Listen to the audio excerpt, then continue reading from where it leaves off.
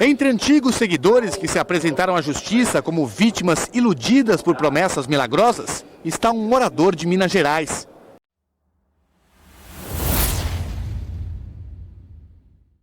Olá a todos!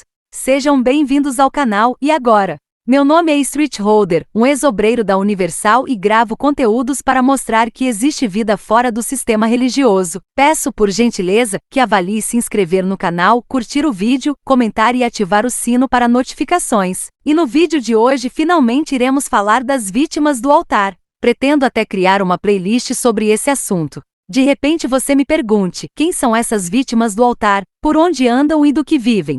E eu te respondo que pode ser qualquer um que se sentiu lesado pelo sistema religioso, seja pelas igrejas universal, mundial, internacional, Assembleia de Deus e por aí vai. Lembrando que no vídeo já postado neste canal sobre os relógios de luxo do Edir Macedo, mostrei que o próprio neto do bispo sacrificou e não obteve resposta. Então posso concluir que Felipe Cardoso, neto de Edir Macedo, foi também uma vítima do altar. Mas vocês acham que irei parar por aqui? Claro que não. Na tela apresento a vocês o Elder. Prestem atenção no seu depoimento. Preciso observar que as palavras de baixo calão serão substituídas por sinônimos. Ele começa assim: confesso que doei R$5.000 para o Universal para ver se minha vida mudava igual daquelas pessoas que passam no intervalo do balanço geral. Já tem 1 mês e nada, continua tudo na mesma. E agora mais prejudicado porque os R$5.000 era da rescisão de contrato. Me lasquei. Concluiu o Elder. Vejam que a beneficiária dos valores foi a instituição religiosa e a entre aspas doação ocorreu em 2 de julho de 2019. O que vocês acham? Será que Elder fez o seu perfeito sacrifício ou precisa perseverar, colocando Deus contra a parede? O engraçado é que durante a entrega dos envelopes,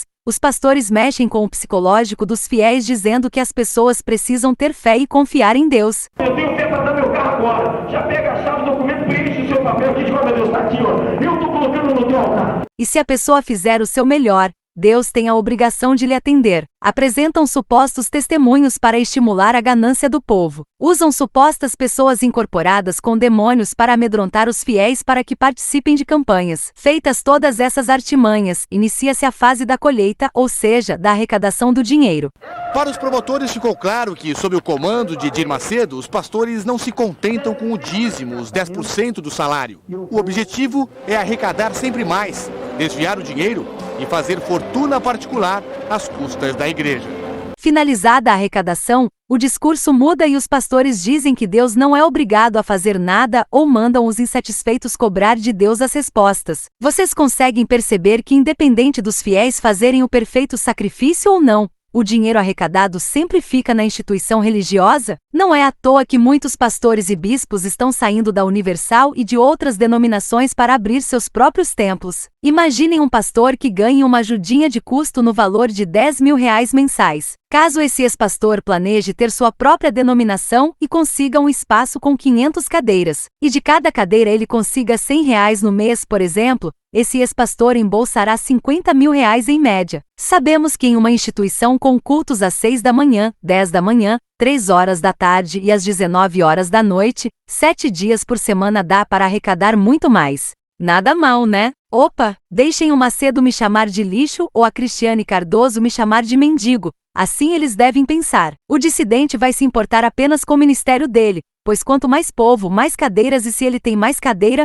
mais ofertas podem ir para a congregação dele. Não é demais observar que esses novos concorrentes da fé estão inaugurando templos próximos de suas instituições mães. Creio que seja assim que os ex-pastores e bispos que se omitem em criticar a hipocrisia do sistema religioso devem pensar. O outro tema do vídeo diz respeito à pergunta feita na capa. É possível receber de volta aquilo que foi doado no templo, equivocadamente chamado de igreja? Na tela estou compartilhando com vocês uma reportagem do portal Gospel Mais em que diz: depois de entregar diploma, assinado por Jesus Cristo, Igreja Universal é condenada a pagar mais de R$50.000. Vocês sabem quem é essa vítima do altar? Mostrarei a seguir.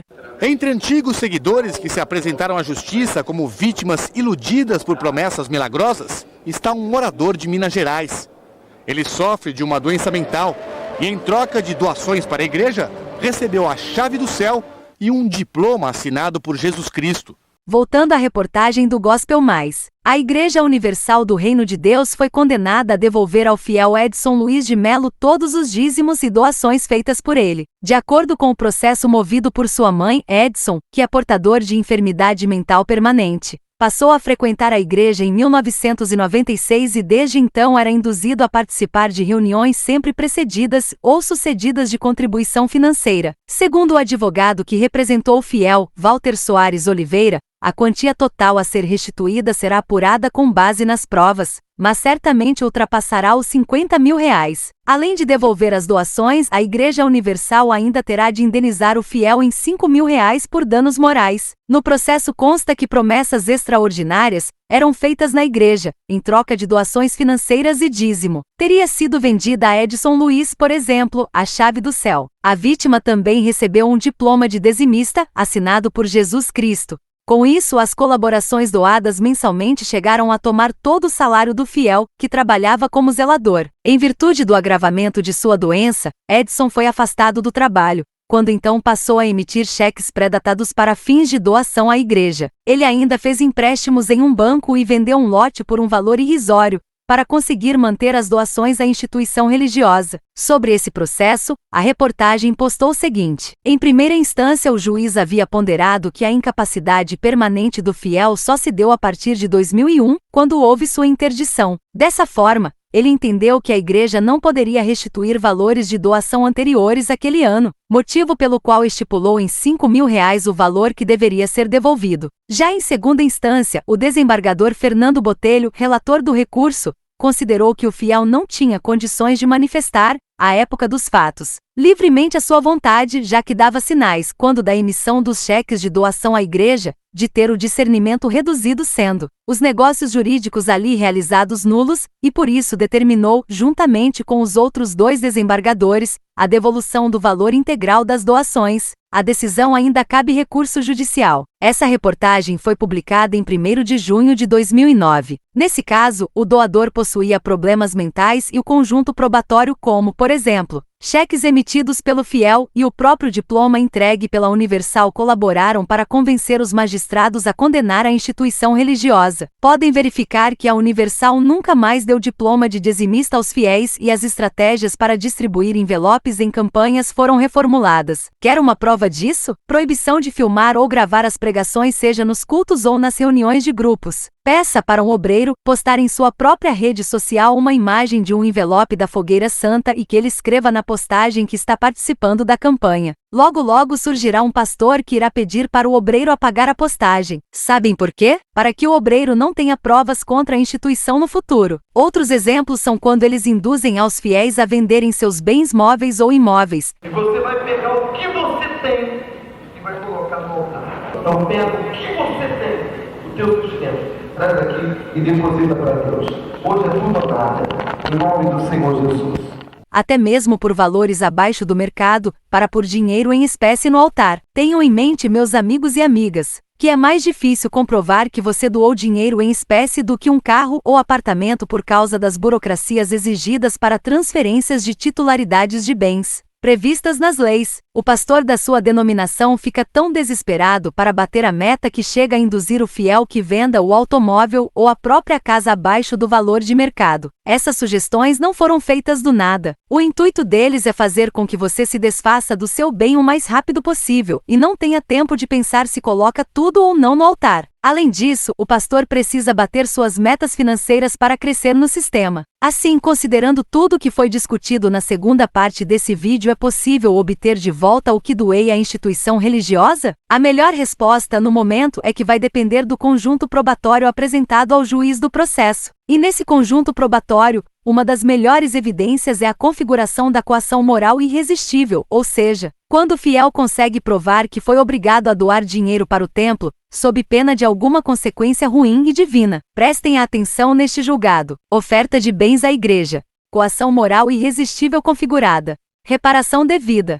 Quanto ao indenizatório. Manutenção. Agindo o donatário ou um terceiro diretamente, aqui diga-se pastor, no ânimo do doador, aqui entenda-se por fiel, a ponto de incutir-lhe a ideia da obrigatoriedade do ato de disposição, sob pena de sofrimento ou penalidades, ainda que exclusivamente no âmbito religioso, resta configurada a coação moral irresistível, abuso de direito reconhecido no artigo 187 do Código Civil. Valor da condenação mantido, diante das peculiaridades do caso concreto e dos princípios da proporcionalidade e razoabilidade, bem como da natureza jurídica da indenização. Deixarei na descrição o artigo de onde extraí esse julgado para que vocês possam se aprofundar na matéria, caso desejem, mas tenham ciência que o melhor seria que vocês não doassem nada na instituição porque para reaver o que doou de volta, por enquanto, continua difícil. Vejam o caso da Andressa Urach.